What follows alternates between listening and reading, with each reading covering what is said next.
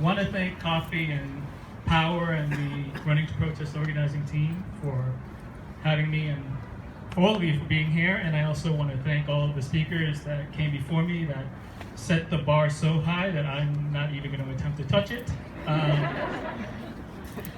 And I swear to God, I did not know about the direct messages and the text that Coffee was getting before I wrote this, because I actually did write about where the acronyms come from. So I'm going to talk about that. But I want to start by acknowledging that we are gathered today as running to protest on the traditional land of the Lenape people, past and present. This acknowledgement is not made in the past tense or historical context. Colonialism is a current and ongoing process, and we must be mindful and acknowledge our present participation. So when most of us think about Native Americans and indigenous peoples when we do land acknowledgements, we don't think about Asian American Pacific Islanders. We should, because Hawaiians and Samoans, indigenous Pacific Islanders, were stripped of their land and independence by American colonizers. Micronesians, the Chamorro people, Togans, and Fijians were colonized by European and Japanese colonizers. The reason we don't think about the history of violence against Pacific Islanders and the land that was taken from them is because we use this term, Asian American Pacific Islander, that folds Pacific Islanders into Asian Americans, thereby erasing the history of Pacific Islanders, which in the case of Hawaiians and Samoans is American history. Who invented this term, Asian American Pacific Islander? The American government. In the 1980s, the U.S.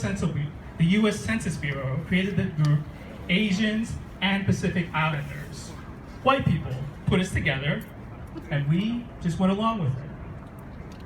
We still use that term, Asian American Pacific Islanders, today. And when I say we, I mean Asian Americans. We still use that term today. Even though in the year 2000, the Census Bureau separated Asian Americans and Native Hawaiians and other Pacific Islanders into their own distinct categories. So why are we Asian Americans still using this term, Asian American Pacific Islanders? Because it's easier for us not to think about Pacific Islanders. Because it's a hassle for Pacific Islanders to have their own Heritage Month. How much Pacific Islander history is actually discussed during Asian American Pacific Islander Heritage Month? Very little.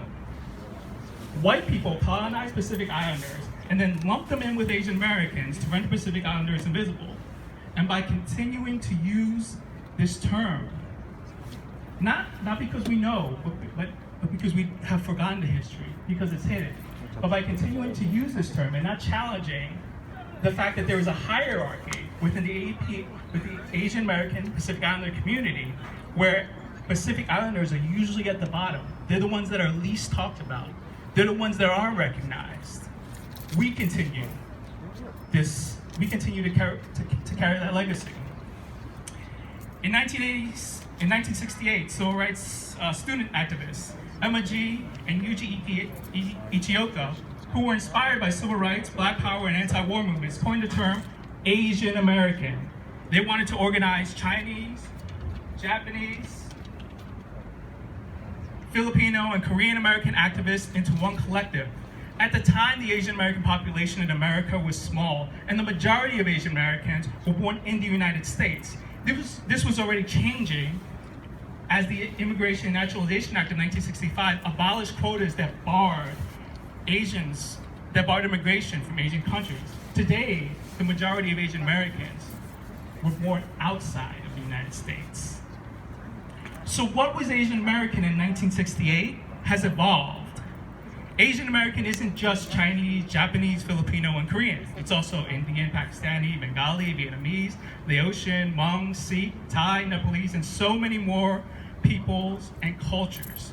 What hasn't evolved is the white lens through which we view Asian Americans. What hasn't evolved is the language. What hasn't evolved is the hierarchy. Racist people use stereotypes and slurs to lump Asian Americans together as one monolithic foreign invading horde. But you know, on the other hand, sometimes when I'm talking to white people, liberal white people who consider themselves anti-racist, and they refer to me as Asian American, I wonder, what do you think about when you think about Asian Americans? I'm an American-born Chinese man. Is the reason why you use Asian American is because you're too lazy to engage with me as a Chinese American? Because you don't know my history and you don't want to find out, so that you just lump people that look like me under this category of Asian American? Because if that's the reason, then you're doing exactly what the racist people are doing. You're just being a little bit nicer about it. Think about it. Think about it. That is how white supremacy operates in all spaces, not just racist spaces, but in all spaces. And it's not just Asian Americans. We do the same thing with black people when we lump African immigrants, Caribbean, West Indian people into one category, and we don't recognize that there are very distinct cultures and histories that they all carry, and we just see them as one thing. So what can be done to liberate Asian Americans from this white-centered lens? Well, I think we need to disaggregate the label Asian Americans. Instead of just talking about Asian Americans all the time, we need to talk about Sikh Americans, we need to talk about Hmong Americans, we need to talk about Vietnamese Americans, Chinese Americans, Korean Americans, Japanese Americans, Filipino Americans, etc. Each group has distinct cultures, histories, and language, and we need to honor them by learning about them and creating spaces for them instead of attaching our label onto them that obscures their identities because it's just easier for us. And now, I'm not saying that we need to get rid of the words Asian Americans, of Asian American Pacific Islander, but we need to challenge the white supremacist lens that we view these groups through. That's what we need to do. We need to reclaim those words and make them ours. Because if we just accept the language that white people made us, if we just accept the labels that white people made us, then we're always talking about ourselves, we're always looking at ourselves, and we're always looking at other people through the lens of white people.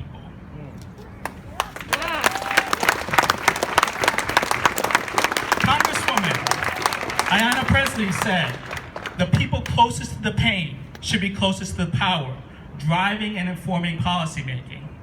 So when it comes to the current climate of Asian American harassment and violence, we need to recognize that the media, the popular media, has amplified the voices of Chinese American and Korean American celebrities who are far removed from the communities where the violence is happening.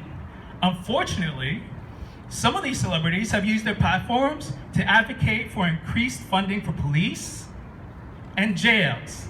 Yes, I'm talking about Andrew Yang, who has proposed investing money into the NYPD and expanding their presence in Manhattan, Chinatown, and then later on says that when he's mayor, New York City is gonna crack down on unlicensed vendors. Nope.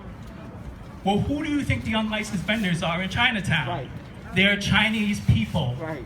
Andrew Yang wants to put more money into the police, and he wants to put more police officers in Chinatown so that they will be harassing Chinese immigrants, the people that don't have access to resources, Right. people that aren't his neighbors. I don't know where he lives now, but it's definitely not Chinatown. So we can't have a discussion that acknowledges Yang's American-born Taiwanese identity and his upper middle-class background and be critical of his policy proposals if we lump him right next to the eight women who were killed in Georgia and other victims of anti-Asian violence, many of whom come from immigrant, low-income backgrounds. If Black communities, Latino and Latina communities experience the NYPD as an oppressive occupying force, why do Yang and other Asian American activists believe that Asian American communities will have a different experience with the NYPD?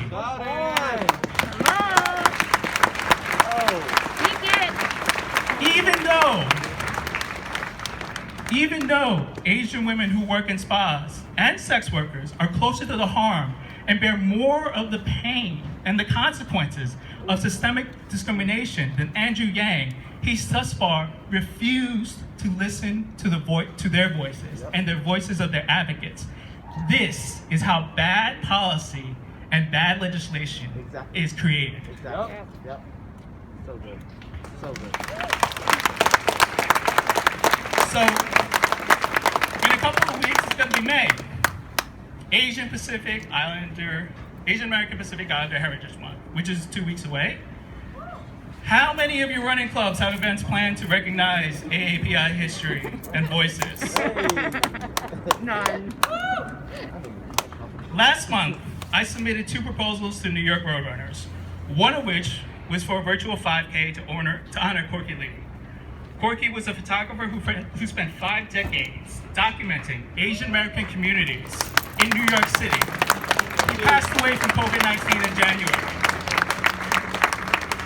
Now, the Roadrunners already has a community-based event called the Percy Sun 5K in Harlem that honors a non-runner. So I felt that they could add an event that celebrates the life and the work of a prominent Chinese American New Yorker.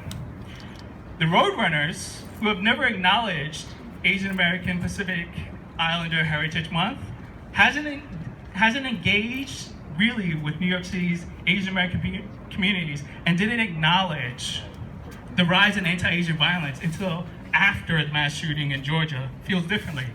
They turned down the opportunity. In 2018, the New York Roadrunners honored racist television personality Megyn Kelly at the Shape Women's Half Marathon. In 2021, they refused to honor an American-born Chinese man who dedicated his life to photographic justice. If your engagement with Asian Americans begins and ends with talking about racism and violence, if you only want to listen and witness our pain, but you don't want to celebrate our activism, our excellence, and our contributions, then you are acting as accomplices to white supremacy. So what are your organizations doing? What are you doing as an individual to celebrate Asian American Pacific Islander heritage? How do you support Asian Americans? How do you support Black lives? You are presenting yourself here as activists, advocates, and allies. If this is a once-a-month thing for you, then are you really moving with the movement? So this is a part of my remarks where I end with a pro-Asian chant, but I gotta tell you, the Stop AAPI Hate slogan is problematic for me, in part because it's been co-opted by pro-police, pro-incarceration, politicians, and activists. Furthermore, the slogan itself centers hate. And I am more than what racist people say about me and do to me. So by all means, if you feel differently, if Stop AAPI Hate is something that you're personally attached to and it means something to you, keep on using it. But I want a slogan that affirms. At the same time, I don't want to co-opt Black Lives Matter slogan because there's a meaning and a weight to the words Black Lives Matter that cannot simply be transposed onto Asian Americans. Fortunately, there's no need for me to invent something new. There's no need for me to reinvent the wheel. In 1972, Dolores Huerta, who co-founded the United Farm Workers of America with Cesar Chavez, came up with the slogan, "Si se puede." President Barack Obama adopted the English version, "Yes, we can," during his 2004 Senate campaign, and used it when he ran for president in 2008. The slogan has already been adopted and translated by Korean American, Chinese American, Filipino American activists who protest in solidarity with Latina and Latino immigrant activists. I humbly suggest that this be one of the slogans that Asian American organizers adopt, because it acknowledges our history of resilience and activism. It affirms our place alongside coalitions fighting for justice, and it declares the power of the collective. So, can I get a "Si se puede"? Si se puede. Can I get a "Yes, we can"? Yes, we can. All right, and before I go, Stephanie is gonna come up here, and she's gonna give us the Cantonese, Mandarin, and Toisanese versions of "Yes, we can." And if you're comfortable with the language, if it's your primary or secondary language, please chant along. And not to center this just on the Chinese identity, I wish I could speak Korean and Vietnamese, but please, if you do feel comfortable using this, please spread this among your community. especially the. Oh. Sorry, I was just trying to say that we're not trying to center this on just the Chinese identity. With recognition of what's happening, it's important to, again, to recognize that there are so many cultures that exist in the Asian American space. So of course I can only say it in Chinese, but if you know it in Vietnamese, Korean, Japanese, Farsi, Hindi, please, please, please spread that in your community too. So in Mandarin, it is a 我们可以我们可以我们可以我们可以 In Cantonese, 我哋可以我哋可以我哋可以我哋可以 And in Toisanese is 我可以我可以我可以我可以 Thank you. Thank you. You